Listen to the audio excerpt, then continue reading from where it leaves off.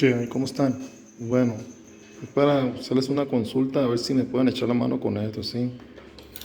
Y vea, a la hora de prender la moto, escucharon ese ruido, no sé si se le puede reparar o qué se le puede hacer.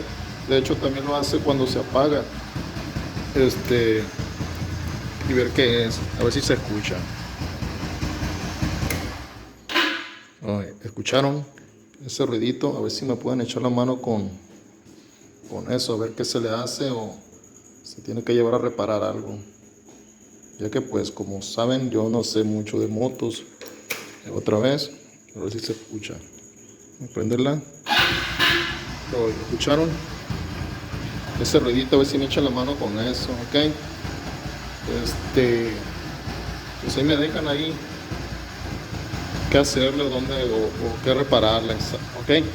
Bueno, y otra vez.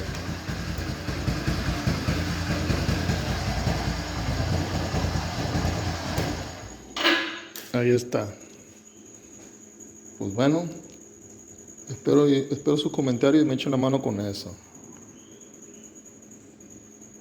Rueden seguros. Bye.